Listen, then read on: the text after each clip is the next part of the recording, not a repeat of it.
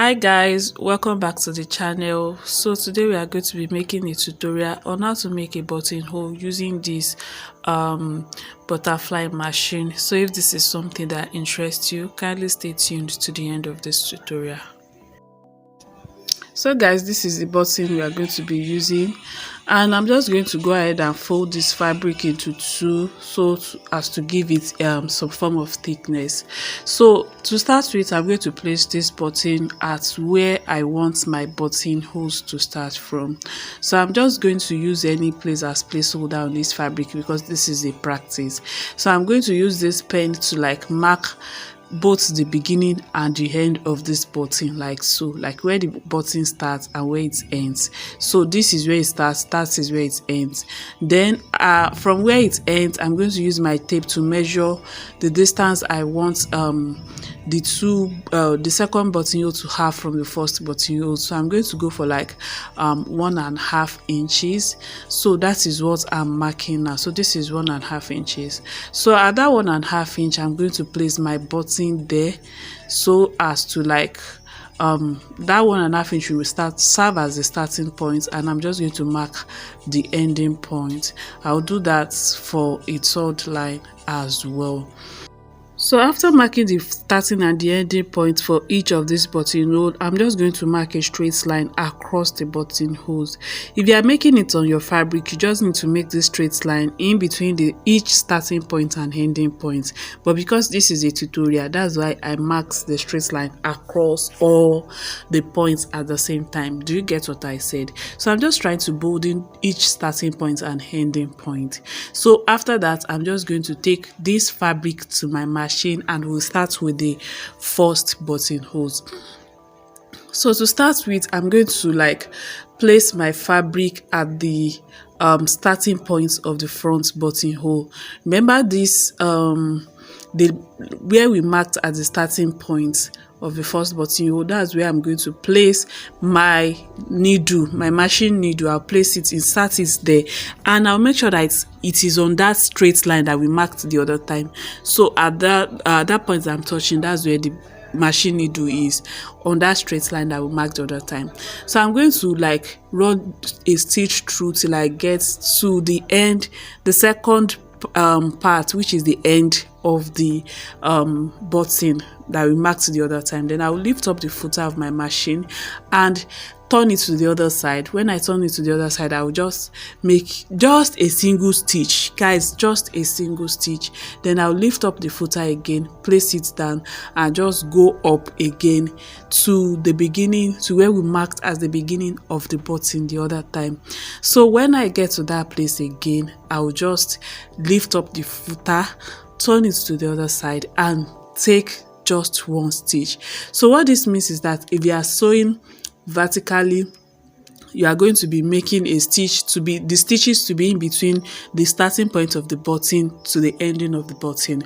But when you are sewing horizontally, you just take one stitch. So I'm just going to do that for 3 times.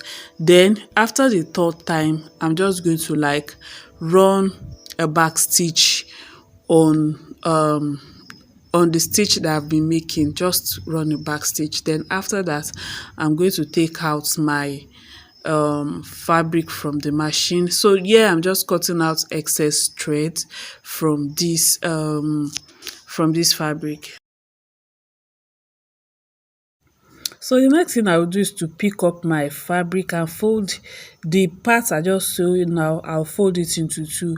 If you follow the method I used, yeah, there'll be a little space in between your buttonhole, and that's where you will notch. I'm just going to use my scissors to give it a slight notch, guys, so that it will open a bit. So after giving it a slight notch, I'm just going to open it up, straighten it up again. I'm going to unfold it again. So just slight notch, oh guys, slight notch. So after that, I'll just see it is already opened a little bit. So I will just use my scissors to slice the remaining parts upward, but make sure that you stop when you are about to get to the starting points at the top, and when you are slashing it downward, you will make sure that you stop just when you are about to get to the ending point at the down part. Don't go and make mistake and cut the part we sew both on the top and on the down part. So this is how our buttonhole is. We have successfully created our buttonhole. But if you want the middle point like to be neat, you have to like just take your lighter. If you have a lighter, take your lighter and just use it to like burn it a little bit guys, and be careful while burning it so you not go and burn clothes.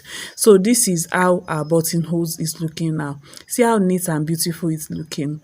So now we are going to go ahead to do the second one.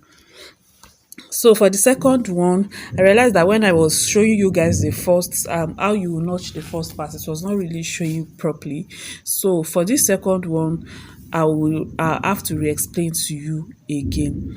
So for this second one, I've already made the stitch round, so I'm going to fold it. When I fold it, like I'm folding the buttonhole side into two, then I'll place my, as if you check well, if you see, look at it well, you see that there's a slight space in between. So I'll place my scissors at that slight space in between and just notch it a little bit. Like if you have a blade, you can just use a blade to like notch it, but you can use scissors as well. So just notch it a little bit. So after notching it, you just insert your scissors to like slash it a little bit towards the upper part, and you will stop when you're about to get to where you started sewing at the top.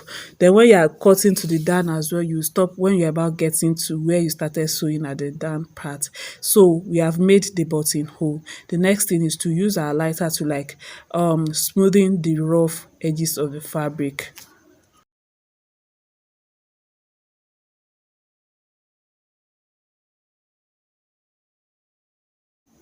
So guys, we have successfully made the first two buttonholes. So I just noticed that some parts are still rough, so that's why I'm just trying to like make it smoother, so that when you are fixing your button, it will not be joining thread and all. So I'll go ahead and make the third one. So I've made the third one guys, and this is what we have.